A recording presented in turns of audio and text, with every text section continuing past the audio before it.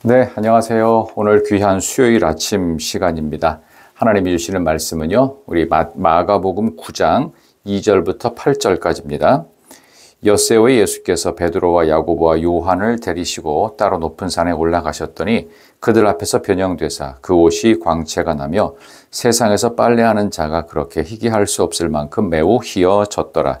이에 엘리야와 모세와 함께 그들에게 나타나 예수와 더불어 말하기를 베드로가 예수께 고하되 랍비여 우리가 여기 있는 것이 좋사오니 우리가 초막 셋을 짓되 하나는 주를 위하여 하나는 모세를 위하여 하나는 엘리야를 위하여 하사이다 하니 이는 그들이 몹시 무서워하므로 그가 무슨 말을 할지 알지 못함이로라.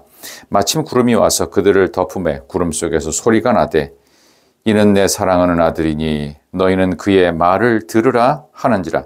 문득 둘러보니 아무도 보이지 아니하고 오직 예수와 자기들 뿐이었더라. 아멘. 저는 오늘 주신 말씀을 가지고 높은 산에 올라 깨닫는 것, 높은 산에 올라 깨닫는 것이라는 제목으로 하나님의 말씀을 증거하도록 하겠습니다. 오늘 이 본문에 나오는 내용은 여러분이 잘 아는 그 유명한 변화산 사건입니다. 정확히 말씀드리면 변화산이라는 단어가 없고요.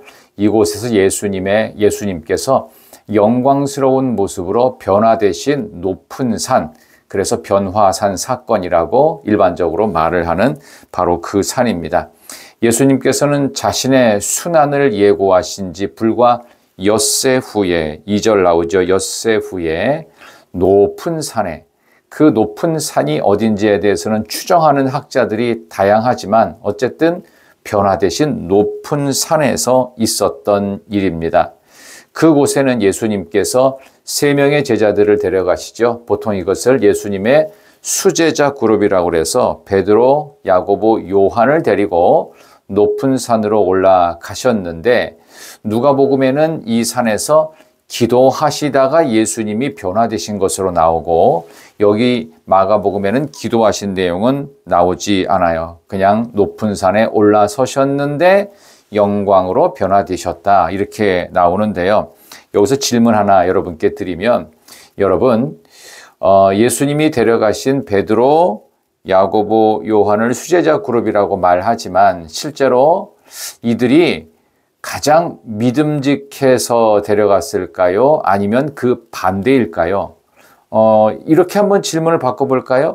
여러분 부모가 자식들이 여럿인데 그 중에서 일부러 어디 갈 때 데려가는 자식들이 있습니다. 저도 형제들이 넷인데요. 이 사형제 중에서 가장 어머니가 품에 끼고 다녔던 자식들을 생각하면 이걸 다시 거꾸로 질문을 처음으로 돌아가서 예수님은 베드로, 야고보, 요한을 믿음직스러운 수제자라고 생각해서 데려가셨을까요? 아니면은 반대였을까요?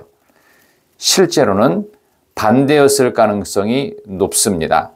가장 믿음직스럽지 못하고 끼고 있지 않으면 사고 칠 만한 그런 문제가 있었기 때문에 데려갔을 가능성도 높아요.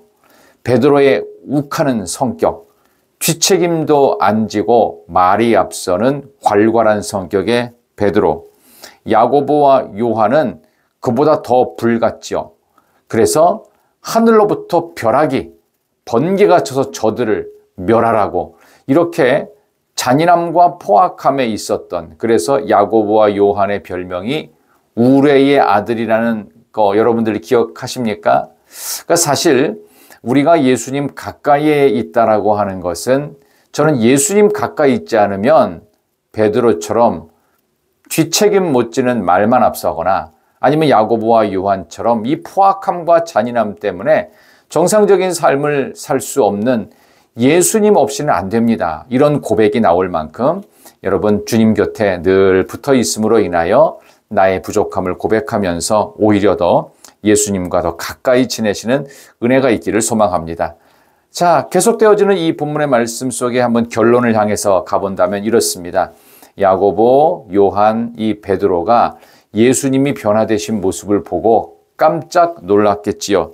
그래서 3절에 보니까 옷이 광채가 나서 세상에서 빨래하는 자가 그렇게 희귀할 수 없을 만큼 눈부신 옷으로 바뀌었다.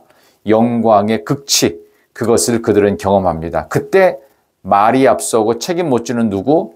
베드로가 한마디 거들지요. 여기 나옵니다. 5절에 베드로가 예수께 고하되, 벌써 나와요. 4절에 보니까 엘리야 모세와 함께 예수님이 계신 것을 그들이 목격했다고 했는데, 이들은 도대체 엘리야나 모세라고 어떻게 확신을 했을까? 그런 의문이 드는데, 그것은 오늘 설교의 이 짧은 시간에 다루기에는 좀 어려우니까 그건 넘어가고, 중요한 건 베드로가 말을 꺼냈다는 거예요. 랍비여, 우리가 여기 있는 것이 좋아요. 초막 셋을 지읍시다. 주님 위에서, 모세 위에서, 엘리야 위에서, 이렇게 하면서 초막을 짓자는 이야기를 버럭 꺼냅니다. 근데 6절에 그들은 계속 몹시 무서워했고 무슨 말을 할지 알지 못했는데 베드로만 굳이 그런 말을 합니다. 이 말에 대해서 베드로는 책임을 질 수 있는 그런 사람이 아니었어요. 자, 어쨌든 이제 결론을 말씀을 드린다면 7절입니다. 마침 구름이 와서 그들을 덮으며 구름 속에서 소리가 나되 이는 내 사랑하는 아들이 너희는 그의 말을 들으라. This is my son whom I love. Listen to him. 오늘 이 본문의 말씀 설교의 제목을 제가 높은 산에 올라가 깨닫는 것이라고 했습니다. 높은 산에 올라갔던 제자들은 무슨 깨달음을 얻어야 했을까요? 그들은 아마 예수님의 말씀을 그때 당시는 이해를 못했을 것인데 하늘로부터 음성이 나기를 이는 내 사랑하는 아들이요. 그 다음에 뭐죠? 너희는 그의 말을 들으라. 여기서 초막 짓고 영광 속에 안주하려 하지 말고 이제부터 주님이 하시는 그 말씀대로 살아야 된다. 내 경험과 나의 환희와 나의 감격에 도취돼서 거기서 초막 지으면서 사는 것보다 더 중요한 건 예수님을 사랑하고 그 사랑하는 예수님의 말을 듣고 말씀대로 사는 것이 진짜 중요합니다. 오늘 수요일 복된 날입니다. 저녁에 수요 예배가 있을 텐데 참으로 귀한 수요일 주님의 말씀에 순종하는 자로 높은 산 위에서 깨달아야 했던 이 귀한 말씀을 여러분 오늘도 기억하면서 오늘은 여러분께 하나님께서 어떤 말씀을 주시는지요? 이는 내 사랑하는 아들. 첫 번째로 여러분 예수님을 사랑하십니까? 여러분 하나님 사랑하십니까? 하루에 한 번씩은 고백하셔야 돼요. 하나님 사랑합니다. 예수님 사랑합니다. 성령님 사랑합니다. 이 고백이 여러분의 가슴 속에 뜨겁게 있기를 바랍니다. 또 하나는요. 그의 말을 들으라. 하나님, 성부, 성자, 성령, 삼위 하나님, 저는 하나님의 말씀에 순종하겠습니다. 예수님 말씀에 순종하겠습니다. 성령님의 음성을 따라 가겠습니다. 이런 귀한 깨달음이 높은 산 위에 계신 주님의 영광과 함께 여러분이 깨우치고 오늘 하루도 이 말씀대로 살아가시기를 소망합니다. 기도합니다. 하나님 감사합니다.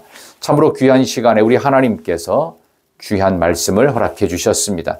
오늘 수요일에 높은 산에서 깨달아야 할 귀한 진리의 말씀 그대로 주님과 동행하는 복된 수요일, 반드시 깨달아야 할 하나님을 사랑하는 일, 그리고 그 사랑하는 하나님의 말씀, God said, Bible said, Jesus said, 그 귀한 말씀을 있는 그대로 듣고 순종해 나가는 복된 수요일 되게 하여 주시기를 예수님의 이름으로 간절히 기도드리옵나이다. 아멘. 사랑합니다. 축복합니다. 여러분, 저는 내일 아침에 계속되어지는 마가복음 9장 중간 부분의 말씀을 가지고 여러분을 찾아뵙겠습니다. 안녕히 계세요. 승리하십시오. 좋은 날 되십시오.